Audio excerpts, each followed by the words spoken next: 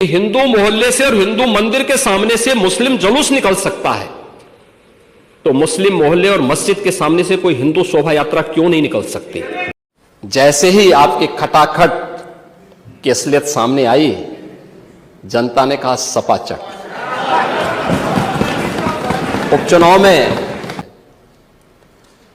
वो भी चच्चू थोड़ा वहां पे कृपा कर लिए, नहीं तो वहां भी सपाचक तय था। नमस्कार, मेरा नाम है गौरव पाल और आपका स्वागत है हमारे इस नए वीडियो में। आज हम बात करने वाले हैं कि उत्तर प्रदेश में क्या अखिलेश यादव की गैर मौजूदगी विधानसभा में समाजवादी पार्टी पर भारी पड़ गई।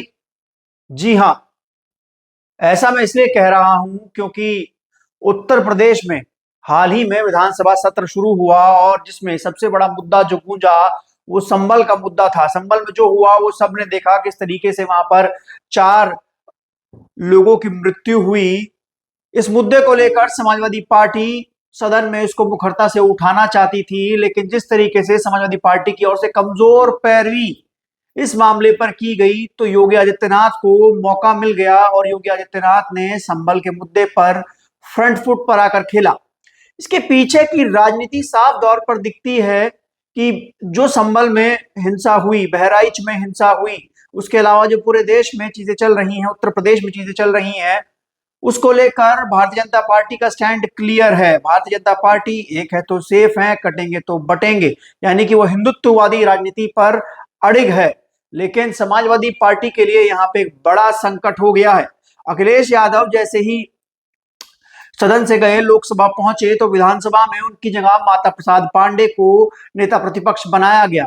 ऐसे में माता प्रसाद पांडे जो थे वो योगी आदित्यनाथ के सामने असहज नजर आए और उस तरीके से वो जवाब नहीं दे पाए, उस तरीके से वो बहस नहीं कर पाए जिस तरीके से योगी आदित्यनाथ जिस तरीके से अखिलेश यादव किया करते थे। मैं आपको बताऊं, जब योगी आदित्यनाथ ने संभल के इस मुद्दे पर बताया कि प्रशासन की कोई गलती नहीं है, वहां पर सर्वे हो रहा था, वहां पर दंगइयों द्वारा पत्थरबाजी की गई और समाजवादी पार्टी उन दंगइयों के पक्ष में विलाप कर रही है, रो रही है, प्रशासन की गलती निकाल रही है। समाजवादी पार्टी ने जो लगातार संभल में इतने दिनों से दंगे हुए, इतने लंबे समय से वहां पर जो मृत्यु हुई, एक आंकड़ा भी योगी आदित्यनाथ ने सामने रखा कि जब संभल में लगातार दंगे होते थे उस समय जो वहां पर हिंदू मारे जाते थे उसको लेकर समाजवादी पार्टी नहीं बोलती थी।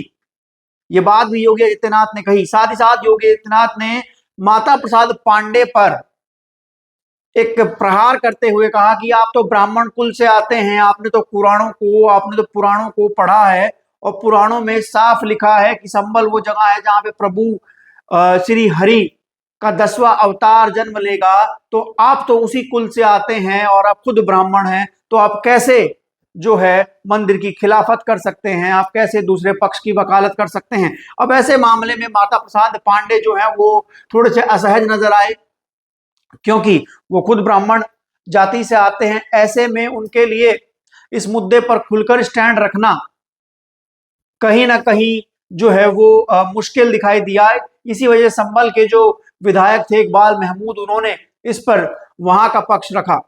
लेकिन साफ तौर पर जिस तरीके से उसके बाद राजा भैया जो रघुराज प्रताप सिंह हैं, उन्होंने इस पर वो इस पूरे मामले पर बोले और उन्होंने इस पूरे मामले पर जो समाजवादी पार्टी की खिलाफत की, जो योगी सरकार के स्टैंड के साथ वो खड़े हुए, वो भी देखने में एकदम से अचंभित है कि 2024 के लोकसभा चुनाव में ये वही रघुराज प्रताप सिंह है जो समाजवादी पार्टी के साथ खड़े नजर आए थे, लेकिन अब ये जो है वो पूरी तरीके से पाला जो है वो बदल दिए हैं, योगी के साथ खड़े नजर आ रहे हैं। तो ऐसे में एक बड़ी चर्चा चल रही है, क्या अखिलेश यादव ने लोकसभा में जाकर बड़ी गलती कर दी है? क्या अखिलेश यादव ने उत्तर प्रदेश विधानसभा से इस्तीफा देकर 27 की अपनी लड़ाई को सदन में कमजोर कर दिया है? क्योंकि जिस तरीके से योगी आदित्यनाथ और अखिलेश यादव के बीच की जो बहस देखी जाती थी उसमें कोई भी कम नहीं पड़ता, दोनों बराबर रहते थे। अब लेकिन अखिलेश यादव विधानसभा में नहीं है, वो देश की बड़ी पंचायत में है। तो ऐसे में कहीं ना कहीं योगी आदित्यनाथ इस बात का फायदा उठाएंगे और ये चुनाव, ये लड़ाई 2027 के यूपी चुनाव की है। तो कल का पूरा अगर हम योगी आदित्यनाथ का जो भाषण है वो देखें तो उसमें योगी आदित्यनाथ हिंदुत्ववादी पॉलिटिक्स, जो उनका अपना स्टैंड है, एक है तो सेफ है, कटेंगे तो बटेंगे, और जो एक वो वर्ग विशेष को, जो मुस्लिम वर्ग को वो टारगेट करके तमाम चीजें कहते हैं, उसके साथ खड़े नजर आए।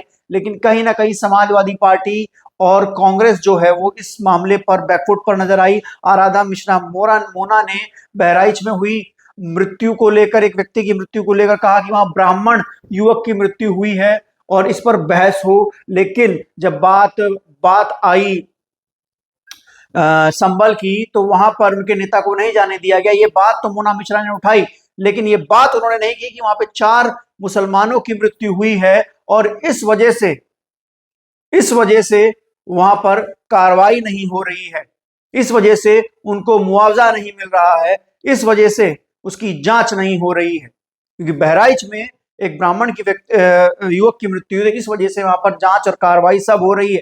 तो जाहिर सी बात है, जो लगातार सवाल उठे थे नेता प्रतिपक्ष बनाने पर समाजवादी पार्टी के माता प्रसाद पांडे को, आज वो सच होते दिख रहे हैं कि अगर शायद कोई मुस्लिम या पिछड़ा समाजवादी पार्टी की ओर से नेता प्रतिपक्ष बनाया जाता तो शायद इस मामले पर और अन्य मामले पर समाजवादी पार्टी अपना बेहतर स्टैंड रखती हुई नजर आती। आपको ये वीडियो कैसा लगा, ये विश्लेषण कैसा लगा, हमें लिखकर जरूर बताइएगा। वीडियो को लाइक कीजिएगा, चैनल को सब्सक्राइब कीजिएगा और ऐसे ही बने रहिएगा हमारे साथ। तब तक के लिए चलते हैं, धन्यवाद, नमस्कार।